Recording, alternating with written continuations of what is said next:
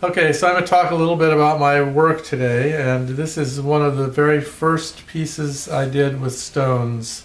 It's two stones knotted together, joined here, and you can see it's pretty rough. There's like, you can see the color, you can see where I've tucked and posted away stuff, but this was the very first rock, and it's always been sort of a dilemma, the idea of covering a knot, covering the rock and leaving part of it exposed, because sometimes the part of it that you like about a rock is part you can't see when you knot over it. So this is the very first initial piece, started there, knotted around, and knotted into here. I'm not exactly sure how I did it at that point. So that's number one. Then we go to my stack of rocks. This is a stack of rocks that I started on this end, a nice tight little beginning knot, and knotted around and around and around, and then took some blue thread and knotted a interface to it and stacked another rock on and knotted around it and knotted around it, and it was just an attempt to stack 5 rocks. So it usually sits like that. Sometimes it moves on its own will and wants to fall flat, but it can be set like this. Most of my work does not really have a certain way it sits, and if you set it this way, it looks nice and white and blue. You set it this way, you get a nice little star that was hidden before. So they all have, there's no right way to display my art usually. So this is 5 rocks. The next episode, one of the next episodes with rocks, is what I call the pinball dervish, and it makes noise, which was a new realization that I could put stuff inside. This has got a double wove basket on the inside, and I knotted around that, and then there's a big flat heavy rock on top of the basket that is this part here, and then this little rock above it, and I made a little moat, knotting up and then changing the direction and then knotting back down here and knotting it into the regular part of it here. And I did that sort of with these same ones, and I wanted the brown with the nice little colors inside, so you get orange, you get pink, and it matches the colors in this little ribbon around here as well, and it makes noise, which has just always been fun.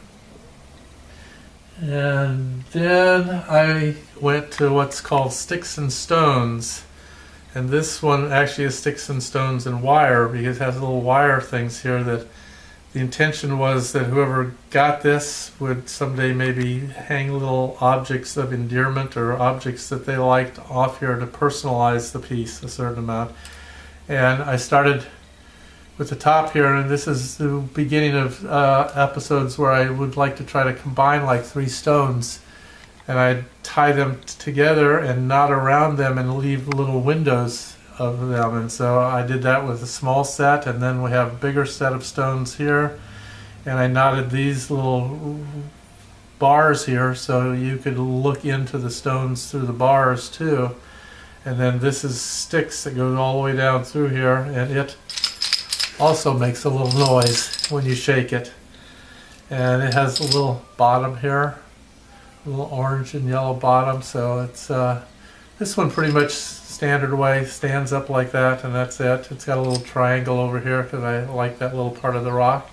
So you can make little windows into these pieces, and you can also, if you look in here, there's a marble in here that you can see, and there's, I don't know what's all trapped in here to make the noise. I just throw stuff in I happen to have handy. It looks like there's a golf golf tee in here as well, but if you look around, you find, the more you look, the more you find. And then this came after that, one of the few that doesn't make noise. It's stuffed with probably fabric on the inside, because I find that most people, as soon as they grab a piece like that, will tend to want to squeeze it, and so you have to put something in there, because if they squeeze something that I can't get back into, it's very hard to pull it out and get it back into shape again. So you always have to consider that when you're building something, that if you have it hollow on the inside, the shape probably won't stay. It's got a nice rock on the bottom. These little, this little head moves around some, It's got bingo balls. You can see bingo balls numbers. BN40. It was G72. So it's just a bunch of bingo balls that have been attached into here. As I knot around, I leave strings out and build these knotted little balls around it. And there you can see a little bit of the rock underneath here. So I always tend to leave some little exposed parts of it. And then last one today is, this is called Lucky Tree. I don't think I did the name Lucky Tree. Bingo, you know, lucky, maybe you'll get lucky, who knows. And this is a samurai toad. And this is this is like I think it was one of those alien creatures. You can see the hand still turns here a little bit on this part of it. And there's like the spines from the alien and some of the horns and stuff. And it's just part of the actual plastic creature that I started knotting around. There's a bigger base that's underneath all of this. And so I've knotted around here with the yellow and then brought out the orange here, and the orange is underneath here. And then there's like two layers here. There's a layer of yellow here, a layer of red here, and then there's another layer of green and orange that goes all the way around this. And it's just a strange little creature. It has fingernails for its little. These are not real fingernails. These are fake fingernails. So that maybe makes it a little less creepy. But it's my samurai sword. What can I say?